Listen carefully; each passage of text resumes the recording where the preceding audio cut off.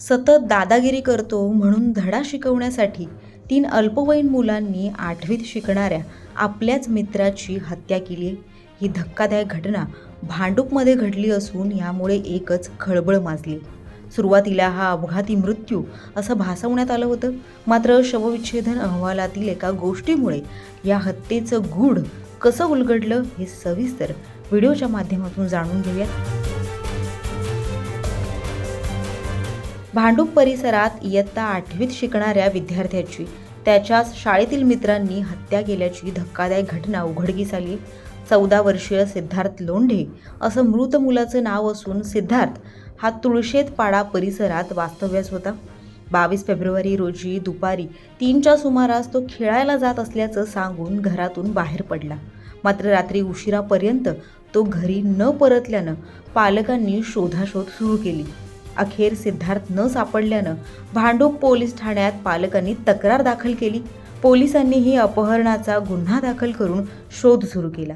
दरम्यान 23 फेब्रुवारी रोजी मुलुंड पोलिसांच्या हद्दीत विहार तलाव परिसरात सिद्धार्थचा मृतदेह आढळून आला.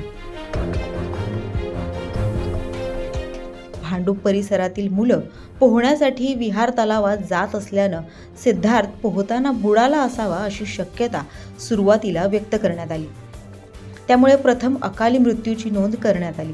मात्र शवविच्छेदन अहवाल प्राप्त झाल्यानंतर तपासाला वेगळीच दिशा मिळाली.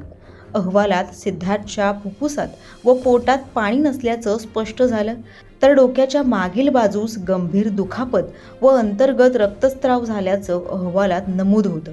त्यामुळे पोलिसांनी हत्येचा संशय व्यक्त करत नव्यानं तपास सुरू केला. हे जे गुन्ह्यामध्ये विधी संघर्ष बालक होते 3 आणि मयत मुलगा जो होता हे 4 मित्र होते.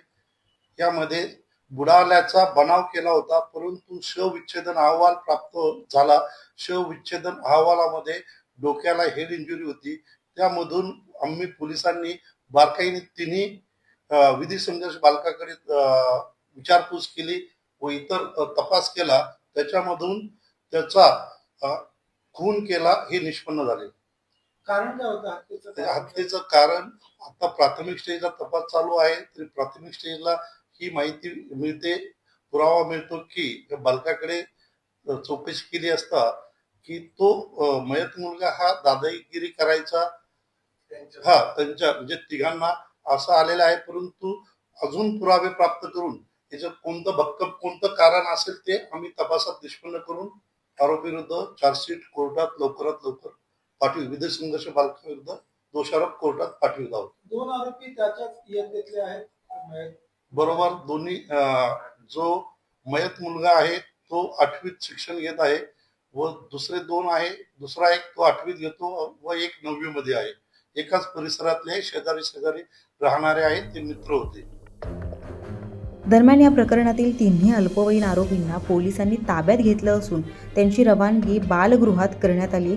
एकीकडे शहरात गुन्हेगारीला आळा घालण्याचे प्रयत्न केले जात आहेत, तर दुसरीकडे शाळेतील विद्यार्थ्यांमध्येच अशा प्रकारे गुन्हेगारी प्रवृत्ती निर्माण होत असेल तर ही नक्कीच चिंताजनक बाब आहे.